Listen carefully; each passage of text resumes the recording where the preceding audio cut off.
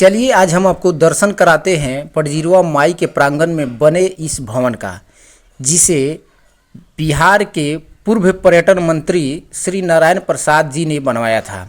अब किस उद्देश्य से इस भवन को बनवाया गया था ये तो मुझे मालूम नहीं, हालांकि लास्ट में हम इसका विश्लेषण करेंगे।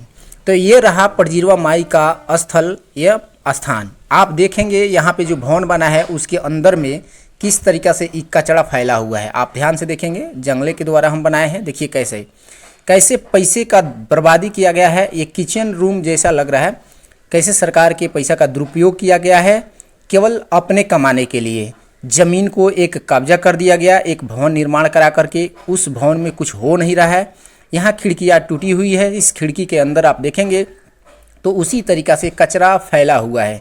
तो फिर इस पैसे का दुरुपयोग क्यों किया गया? जैसे आप देख रहे हैं यहाँ बेड लगा हुआ है, कुर्सी लगा हुआ है, सारे कचरे से भरा हुआ है, खिड़कियाँ टूटी हुई है, सारा कोई मतलब अस्त व्यस्त सारे सामान है। तो सरकार आखिर इतना रुपया खर्च क्यों की थी जब ये हमेशा के लिए खुला नहीं रहे, साफ़ सुथरा नहीं रहे, इस तरीक़ा से गंदगी फैला रहे, झोला से लेकर के सारे चीज़ें से और महंगे महंगे चीज़ लगा करके इस तरीक़ा से भवन निर्माण किया गया पर्यटन के उद्देश्य से। लेकिन यह तो ताला हमेशा लगा रहता है और उसमें भी इतना कचरा फैला हुआ है जैसे आप देख रहे हैं। तो इस पैसे का दुरुपयोग क्यों किया गया? क्या केवल अपने कमाने के लिए, अपने कमीशन के लिए, अपने पीसी के लिए इस तरीक़े से पर्यटन मंत्री के द्वारा भवन निर्माण कराया गया जिसका कोई उपयोग नहीं हो रहा है और गंदगी फैला हुआ है? दूसरी ओर आप देखेंगे तो लिखा है सिद्धपीठ पटजिरवा देवी स्थान धाम, और यहाँ पे अध्यक्ष, कोषाध्यक्ष यानी समिति भी है। और इस समिति के द्वारा कहा गया है कि आप सीसीटीवी कैमरे की निगरानी में है। तो फिर सीसीटीवी कैमरे की निगरानी में है तो ये फिर इस तरीक़ा से गंदगी कैसे फैला हुआ है? लोग पान खा के थूक दिए हैं। उसके बाद आपके जो होल्डर लगा हुआ है, बल्ब स्विच लगा हुआ है, वो तोड़ फोड़ दिया गया है। इस तरीके से सारा गंदगी फैला हुआ है। तो आप सीसीटीवी कैमरा आपका क्या कर रहा है?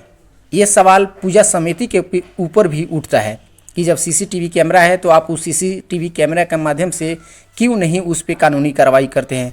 इस तरीक़ा से कचरे फैला हुआ है।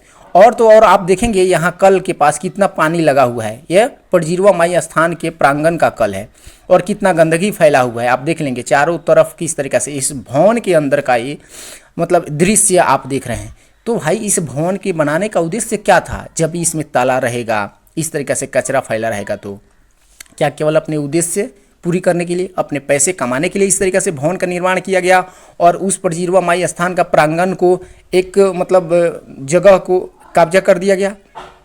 यहाँ बगल में देखिए एक ही आरटीपीएस शायद काउंटर था कि क्या था, यह वैद्यनाथ प्रसाद जी के नाम यहाँ लिखा हुआ था। यहाँ देखेंगे तो सारा फैन लगा हुआ है, तोड़ फोड़ दिया गया है, कुर्सी कुछ बचा हुआ है, इस तरीक़े से वाईफाई भी लगा हुआ है और सारी तरफ गंदगी फैला हुआ है।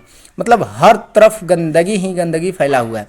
एक तो एक और यहाँ पे एक योजना देखने को मिली, ये वर्तमान के जिला परिषद जो है उनके द्वारा बनवाया गया है और कल लगाया गया है।